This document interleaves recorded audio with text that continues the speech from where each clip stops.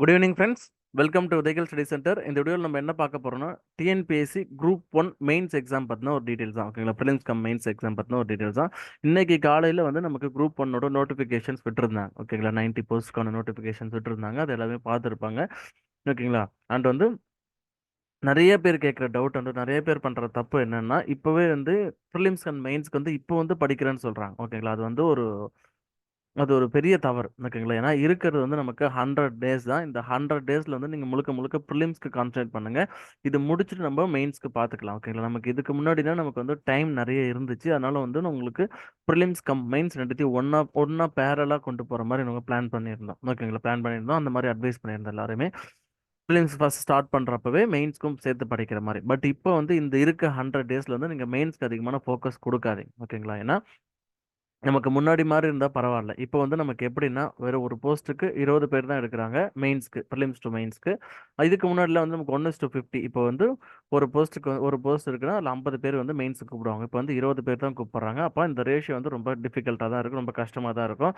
And வந்து இன்னொரு reason என்னன்னா, நமக்கு அடுத்தடுத்து வந்து குரூப் 4, குரூப் 2 அண்ட் குரூப் 1. ஓகேங்களா. இப்போ அடுத்தடுத்து மூணுமே பக்கத்து பக்கத்தில் எக்ஸாம் இருக்கு. குரூப் 4 வந்து ஜூன் மாதம் நமக்கு எக்ஸாம் தெரிஞ்சிச்சு. ஓகேங்களா. அடுத்தது குரூப் 2 வந்து மே மாதம் கால்ஃபர் பண்ண போகிறாங்க. ஓகேங்களா. அப்போ அதுக்கு அடுத்ததுன்னு எக்ஸாம்ஸ் இருக்குது. இப்போ குரூப் 1க்கு நமக்கு ஜூலையில் எக்ஸாம் சொல்லிட்டாங்க. அப்போ என்னன்னா நிறைய பேர் ஒரு பல்கான ஸ்டூடெண்ட்ஸ் வந்து படிப்பாங்க. படிப்பாங்க. இப்போ ஃபார் எக்ஸாம்பிள் குரூப் 4க்கு எடுத்தால் இப்போ 20 லட்சம் ப்ளஸ். ஓகேங்களா, 20 லேக்ஸ் ப்ளஸ் அப்ளிகேஷன்ஸ் வந்து இருக்கு. அப்போ என்னன்னா இந்த 20 லட்சம் பேருமே வந்து இந்த இந்த ஸ்டடீஸ் ஓரியன்டாக இருப்பாங்க. ஓகேங்களா. ஓகேங்களா. அப்போ அதில் பார்த்தோம்னா ஒரு 1/3 எடுத்தா கூட சரி, நமக்கு ஒரு 6-7 லட்சத்துக்கிட்ட வந்து இப்போ தீவிரமா படிக்கிற கேண்டிடேட்ஸ் இருப்பாங்க. அப்போ என்னன்னா குரூப் 4, குரூப் 1, குரூப் 2 லைனா இருக்கிறதால கொஞ்சம் சின்சியரா சீரியஸ் எஃபெக்ட் போட்டு படிப்பாங்க. ஓகேங்களா. அதனால என்னன்னா இந்த குரூப் ஒன்னுக்கான கட் ஆஃப் இன்க்ரீஸ் ஆகிறதுக்கான வாய்ப்புகள் அதிகமாகவே இருக்கு. ஓகேங்களா. நமக்கு லாஸ்ட் இயர் வந்து ஒரு 140 to 145 ரேஞ்சில் கிடைச்சிருந்துச்சு. இந்த வருஷம் வந்து 150 ரேஞ்சு கிட்ட போகிறதுக்கான வாய்ப்புகள் இருக்கு. அதுக்கு என்ன ரீசன்ஸ்னா இந்த மாதிரி எக்ஸாம்ஸ் நிறைய வர்றது அண்ட் வந்து அவேர்னஸ் வந்து கொஞ்சம் இன்க்ரீஸ் ஆயிருக்கு. இது போல ரீசனால தான், இதனால தான் சொல்றேன், நீங்க வந்து ப்ரிலிம்ஸ்க்கு வந்து இம்பார்ட்டன்ஸ் கொடுத்து படிங்க. நம்ம மெயின்ஸ்க்கு அதுக்கப்புறமேட்டா பார்த்துக்கலாம். ஜஸ்ட் 100 டேஸ் முடிச்சுட்டு அதுக்கப்புறம் நமக்கு ப்ரிலிம்ஸ் ரிசல்ட் வர்றதுக்கு ஒரு 2 to 3 மாசம் ஆகிடுவாங்க. ஓகேங்களா. அப்புறம் ரிசல்ட் விட்டு அதுலேருந்து நமக்கு ஒரு 2 to 3 மாசம் கொடுத்துருவாங்க. ஓகேங்களா. அப்படி 3 மாசம் பார்த்தா கூட 6 மாசம் கிடைச்சிடும். ஓகேங்களா. 30 நாள் வச்சா கூட நமக்கு 150 டேஸ் மினிமம் வந்து கிடைச்சிடும். 150 to 180 டேஸ் கிடைக்கும். அதில் வந்து நம்ம மெயின்ஸ் வந்து நமக்கான இது பண்ணிக்கலாம். ஓகேங்களா. இன்னும் இது தள்ளி போகிறதுக்கான வாய்ப்புகளும் இருக்கு. எக்ஸ்ட்ரா டைம் கிடைக்கிறதுக்கான வாய்ப்புகளுமே இருக்கு. வேற ஏதாவது ரீசன்ஸ் வந்தாலோ இல்லை ரிசல்ட் டிலே ஆனாலோ அது போல நமக்கு நிறைய வாய்ப்பு இருக்கு.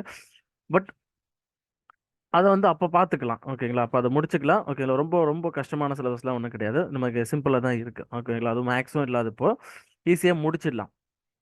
அதனால நீங்கள் அதை ஒன்றும் ஒரி பண்ணிக்காதீங்க. இப்போ வந்து மெயின்ஸ் பற்றி ஒன்றும் யோசிக்காமல் நீங்கள் ப்ரிலிம்ஸில் ஃபுல் கான்சன்ட்ரேஷன் பண்ணுங்க. ஓகேங்களா. நீங்கள் அக்யூரேட்டாக பார்த்தா நமக்கு 160 நாள் இருக்குது. இன்னைக்கு 28, இந்த மாதத்தில் ஒரு 3 நாள் இருக்குது. ஓகேங்களா. அடுத்து ஏப்ரல் 30 நாள், மே 31, ஜூன் 30, அதுக்கப்புறம் அதில் ஒரு 12 நாள் இருக்குது. மொத்தம் ஒரு 106 நாள். அப்போ ஒரு 6 நாள் விட்டுடுங்க முன்ன பின்ன. மொத்தம் இருக்க 100 நாள் ஃபுல்லாக நீங்கள் இது ஃபோக்கஸ் பண்ணால் தான் உங்களால் அந்த 150 மார்க்கை ரீச் பண்ண முடியும். அப்போ தான் உங்களுக்கு அடுத்த ஸ்டேஜுக்கான பாசிபிலிட்டிஸே இருக்குது. ஓகேங்களா. அதனால் நீங்கள் இந்த டைமில் மெயின்ஸ்க்கு நீங்கள் அதிகமாக கான்சன்ட்ரேட் பண்ணாதீங்க. என்கிட்ட நிறைய பேர் கேட்டிருந்தீங்க, அவங்களுக்காக தான் சொல்கிறேன். மெயின்ஸ் வந்து பார்த்துக்கலாம். ஓகேங்களா. அவனா படிக்க வேணாம்னு சொல்லல. எப்படின்னா எப்படி கவர் பண்ணுன்றது ஒரு ஐடியாவும் கொடுத்துட்றேன். ஓகேங்களா. இப்போ ஃபார் எக்ஸாம்பிள் வந்து நமக்கு ப்ரிலிம்ஸ் டு மெயின்ஸ்னு எடுத்துக்கோங்களேன். எப்படின்னா நமக்கு அரௌண்ட் 40 to 50% ஆஃப் சிலபஸ் வந்து சேமாக தான் இருக்கும். ஓகேங்களா. அப்போ என்னன்னா ஃபர்ஸ்ட் நீங்க எந்தெந்த சிலபஸ்லாம் வந்து ரெண்டுத்துக்கும் சேமா கவர் ஆகுதுன்றதை எடுத்துக்கோங்க. இப்போ ஹைலைட் பண்ணியிருக்கோம் பாருங்க. இதெல்லாம் வந்து ப்ரிலிம்ஸ்க்கும் மெயின்ஸ்க்கும் சேமா கவர் ஆகிற டாபிக். ஓகேங்களா. ஒரு ஒரு டாப்பிக்கும் அந்த மாதிரி கொடுத்துட்டோம். இப்போ எக்கனாமிக்ஸ்ல எது கவர் ஆகுது, ஜாகிரபியில் எது கவர் ஆகுதுன்றது எல்லாமே இந்த பிடிஎஃப் வந்து குரூப்ல ஷேர் பண்ணிடுறேன். விதைகள் ஸ்டடி சென்டர் டெலிகிராம் குரூப்ல ஷேர் பண்ணிடுறேன். இந்த வீடியோ கீழே டிஸ்கிரிப்ஷன் பாக்ஸ்ல நான் அந்த லிங்க், அந்த டெலிகிராம் குரூப்போட சேனல் லிங்க்கும் கொடுக்குறேன். சப்போஸ் யாராவது இல்லாமல் இருந்தீங்கன்னா அதை ஜாயின் பண்ணிக்கோங்க. எது அதெல்லாம் ரெண்டுத்துலையுமே இருக்குது, ப்ரிலிம்ஸ் அண்ட் மெயின்ஸில் இருக்கோ அதெல்லாம் ஹைலைட் பண்ணி கொடுத்துருக்கேன். ஓகேங்களா. இப்போ நீங்கள் ப்ரிலிம்ஸ்க்கு இந்த டாபிக்ஸ்க்கு படிக்கிறப்போ கொஞ்சம் நல்லா கீனாக படிச்சுக்கோங்க. முடிஞ்சால் வந்து அப்படியே ரன்னிங் நோட்ஸும் சைடில் எழுதிக்கோங்க. ஓகேங்களா. இதுக்காக உட்காந்து அழகாக உட்காந்து செதுக்கணும்லாம் கிடையாது. ஜஸ்ட் ஒரு ரன்னிங் நோட்ஸ் என்ன என்ன புரியுதுன்றதை கொஞ்சம் ஷார்டன் பண்ணி எடுத்துக்கோங்க. இது வந்து உங்களுக்கு மெயின்ஸ் படிக்கிறப்ப கொஞ்சம் யூஸ்ஃபுல்லாக இருக்கும். ஓகேங்களா. இதுதான் நீங்க இதுதான் வந்து நீங்க மெயின்ஸ் கவர் பண்ற மாதிரி இருக்கும். இந்த டைம்ல உட்காந்து நீங்க மெயின்ஸுக்கு உட்காந்து ஃபுல்லா அதுக்கான நோட்ஸ் எடுத்துட்டு அதுக்கான டேட்டாஸ் கலெக்ட் பண்ணிட்டு அதுக்கான ரிட்டர்ன் ஒர்க் அந்த ப்ரெசன்டேஷனுக்குலாம் கான்சென்ட்ரேட் பண்ண தேவையில்ல. இந்த 2 மெயின்ஸ்க்கும் ப்ரிலிம்ஸ்க்கும் சேமா இருக்க சிலபஸை படிக்கிறப்போ அதில் பார்த்தினா கொஞ்சம் நல்லா கீனாக நல்லா டீப்பாக அண்டர்ஸ்டாண்ட் பண்ணிட்டு முடிஞ்சா பண்ணிக்கிட்டா போதும். ஓகேங்களா? முடிஞ்சா உங்களால முடிஞ்சா அப்படியே சைடில் அதுக்கான ஒரு பாலிட்டிக்குன்னு ஒரு நோட் போட்டுக்கோங்க. எக்கனாமிக் ஒரு நோட் போட்டுக்கோங்க. இந்தியன் நேஷனல் ஒன்று அதுக்கு ஒரு நோட் போட்டு சும்மா அப்படியே நான் அதை பற்றின ஒரு ரன்னிங் நோட் எடுத்துக்கோங்க. இப்போ ஃபார் எக்ஸாம்பிள் இப்போ நித்தி ஆயோக்னு எடுத்தீங்கன்னா நித்தி ஆயோக் பற்றி என்ன எப்போ ஆரம்பிச்சாங்க? அப்போ ஜனவரி 1 2015 ஆரம்பிச்சாங்க. அப்போ இது பிளானிங் கமிஷனுக்கு ரீப்ளேஸ் பண்ணிட்டு இது வந்துச்சு. ஓகேங்களா? இப்போ அதுக்கு யார் சேர்மன்? அப்போ சேர்மன் யாரு? வைஸ் சேர்மன் யாரு? சிஇஓ யாரு? ஓகேங்களா? அது என்னென்னலாம் ஃபங்க்ஷன் பண்ணுது? ஓகேங்களா? அந்த மாதிரி ஒரு சும்மா ரன்னிங் நோட்ஸ் மாதிரி எடுத்துட்டா உங்களுக்கு அது யூஸ்ஃபுல்லாக இருக்கும். ஓகேங்களா? மெயின்ஸ் பாயிண்ட் ஆஃப் வியூலையும் உங்களுக்கு அந்த டைமில் எடுத்து படிக்கிறப்ப யூஸ்ஃபுல்லாக இருக்கும். இந்த மாதிரி நீங்கள் மெயின்ஸ் வந்து இப்போ அப்ரோச் பண்ணுங்க. ஓகேங்களா? இந்த இந்த டைமில் மெயின்ஸ்க்கு ஃபுல்லாக உட்காந்து படிக்காதீங்க. ஓகேங்களா? அதுதான் முக்கியமாக சொல்லணும்னு நினச்சது.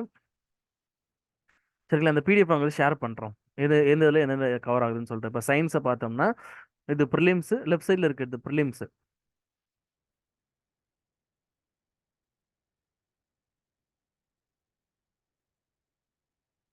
இது ப்ரிலிம் சிலபஸ்.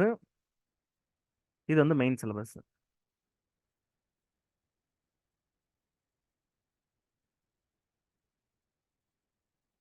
இது ரெண்டுத்தையும் இது பண்ணிட்டு பாருங்க எது எதெல்லாம் சேம் ரெண்டுத்துக்கும் வருதோ அதெல்லாம் கொஞ்சம் கீனா படிச்சுக்கோங்க. அதை தான் சொல்ல வருது.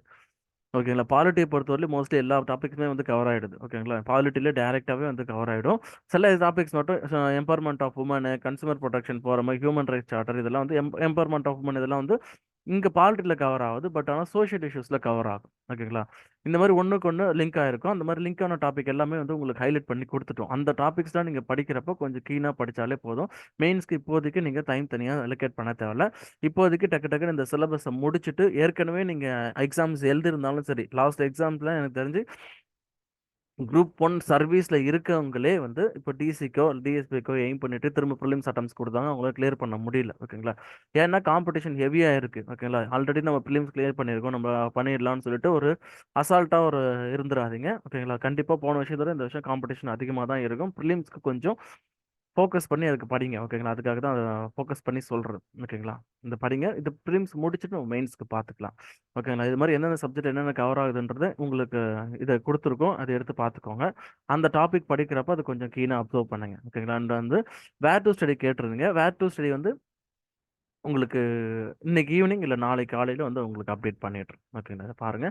இப்போதைக்கு மெயின்ஸ்க்கு அதிகமான ஃபோக்கஸ் தேவை. ப்ரிலிம்ஸ் மட்டும் பாருங்க. அண்ட் டெஸ்ட் பேட்ச் பொறுத்தவரை டெஸ்ட் பேட்ச் நிறைய பேர் கேட்டுருங்க. குரூப் 1க்காக எக்ஸ்க்ளூசிவாக வந்து டெஸ்ட் பேட்ச் வந்து இது பண்ணிட்டு இருக்கோம், ரெடி பண்ணிட்டு இருக்கோம்.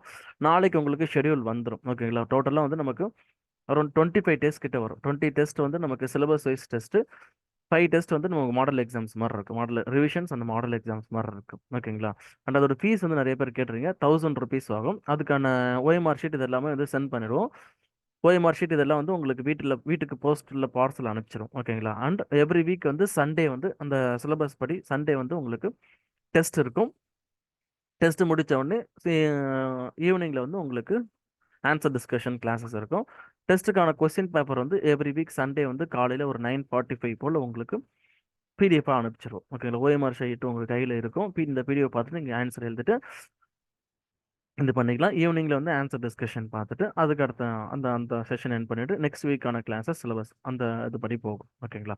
அதை பற்றி நான் உங்களுக்கு ஷெடியூலில் வச்சுட்டு உங்களுக்கு டீட்டெயிலாக எக்ஸ்பிளைன் பண்ணுறேன். இதை கொஞ்சம் பார்த்துக்கோங்க. இது ஃபைனலாக ஒன்று மைண்டில் வச்சுக்கோங்க. ப்ரிலிம்ஸ் மட்டும் ஃபோக்கஸ் பண்ணுங்க. இப்போதைக்கு ப்ரிலிம்ஸ்க்கு மட்டும் டெஸ்ட் எழுதி பாருங்கள். மெயின்ஸ்க்கு வந்து ஜஸ்ட் அந்த டாபிக் படிக்கிறப்போ அது கொஞ்சம் டீப்பாக இது அண்டர்ஸ்டாண்ட் பண்ணி படிச்சுக்கிட்டு ஜஸ்ட் ஒரு மாதிரி ரன்னிங் நோட்ஸ் மாதிரி மட்டும் எழுதிக்கிட்டா போதும். இப்போதைக்கு அதுக்கான மெனக்கெட்டு உட்காந்து நம்ம நோட்ஸ் எடுத்துக்கிட்டு மற்ற வேலையெல்லாம் பார்க்க தேவையில்லை. ஓகேங்களா? இதுதான். இது கொஞ்சம் மைண்டில் வச்சுக்கோங்க. 100 டேஸ் தான் இருக்குது. கொஞ்சம் கீனாக இது பண்ணுங்க. ஓகேங்களா? காம்படிஷன் ஹெவியாக தான் இருக்கும் இந்த முறை. போன முறைக்கு இந்த முறை அதிகமாக தான் இருக்கும். அதை கொஞ்சம் மைண்டில் வச்சுட்டு ப்ரிப்பரேஷன் நல்லா பண்ணுங்க. சரிங்களா? சரி, okay friends. Thank you. Keep preparing. All the best. வேற ஒரு நல்ல அப்டேட்டில் பார்ப்போம். தேங்க்யூ.